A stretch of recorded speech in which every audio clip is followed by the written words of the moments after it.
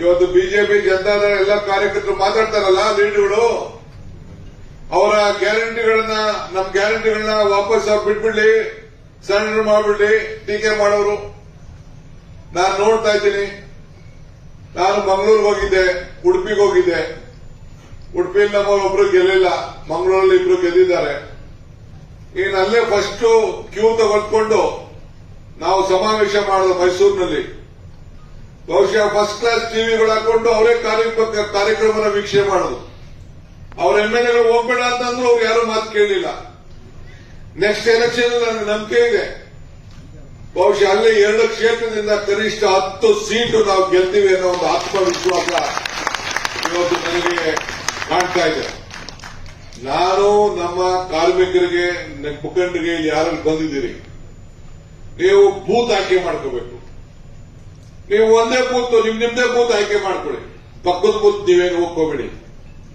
ನಿಮ್ಮ ಬೂತ್ ಅನ್ನು ಆಯ್ಕೆ ಮಾಡಿಕೊಂಡು ನಿಮ್ಮ ಬೂತ್ ನಲ್ಲಿ ಸಂಘಟನೆ ಮಾಡಿ, ನಾವು ಯಾರು ಗ್ಯಾರಂಟಿಗಳನ್ನು ಕೊಟ್ಟಿದ್ದೇವೆ, ಆ ಹೆಣ್ಮಕ್ಳು, ಆ ಕಾರ್ಮಿಕರು ಯಾರು ದುಡಿತಾ ಇದ್ದೀರಿ, ಯಾರು ಶ್ರಮ ಮಾಡ್ತಾ ಇದ್ದೀರಿ, ಅವರು ಭೂಮಿಲಿ ಕೆಲಸ ಮಾಡ್ತಾ ಇರ್ಬೋದು, ಮನೆ ಕೆಲಸ ಮಾಡ್ಬಾರ್ದು, ಡ್ರೈವಿಂಗ್ ಮಾಡ್ತಾ ಇರ್ಬೋದು, ಯಾವುದೇ ಇರಲಿ, ಅವ್ರನ್ನ ಸಂಘಟನೆ ಮಾಡಿ ಅವ್ರನ್ನ ಮನವನ್ನು ಹೋಲಿಸಿ ಉಪಕಾರ ಸ್ಮರಣೆಯನ್ನು ನೀವು ಇಟ್ಕೊಳ್ಬೇಕು ಅಂತೇಳಿ ನೀವು ತಿಳಿಸಿದಾಗ ಮಾತ್ರ ನಿಮ್ಗೆ ಒಂದು ದೊಡ್ಡ, ಯಾಕೆಂದ್ರೆ ಯಾರು ಶ್ರಮದಿಂದ ದುಡಿತಾ ಇದ್ದಾರೆ, ಕೂಲಿ ಮಾಡ್ತಾ ಇದ್ದಾರೆ, ಅವರ ಸ್ವಾಭಿಮಾನದ ಬದುಕಲ್ಲ ನಾವು ಅವ್ರು ಕೂಲಿ ಮಾಡ್ತಾ ಇದ್ದಾನೆ, ಅವ್ನು ಇಟ್ಕೆ ಮಾಡ್ತಾ ಇದ್ದಾನೆ, ಅವನು ಕಸ ಗುಡಿಸ್ತಾ ಇದ್ದಾನೆ ಅನ್ನೋದಲ್ಲ.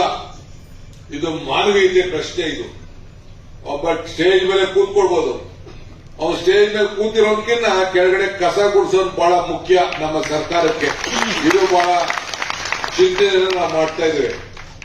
ಅದಕ್ಕೆ ಪುರುಷಾಂಗೌಡರು ಹೇಳಿದಂಗೆ 12,500 ಬೆಂಗಳೂರು ನಗರದ ಪೌರ ಕಾರ್ಮಿಕರಿಗೆ ಇವತ್ತು ಅವ್ರಿಗೆ ನಾವು ಸಹಾಯ ಮಾಡಿ ಪರ್ಮನೆಂಟ್ ಮಾಡಿ ಒಬ್ಬೊಬ್ಬರಿಗೆ 30,000 ರಿಂದ 45,000 ರೂಪಾಯಿ ಸಂಬಳ ಬರೋ ರೀತಿ ಮಾಡಿಕೊಂಡು ಇವತ್ತು ಮಾಡ್ಕೊಂಡು ಬಂದಿದ್ದೇವೆ.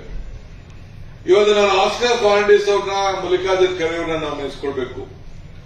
ಇಡೀ ದೇಶದ ಕಾರ್ಮಿಕ ಇಲಾಖೆಗೆ ಒಂದು ಹೊಸ ತಿರುವನ್ನ ಕೊಟ್ಟಂತು.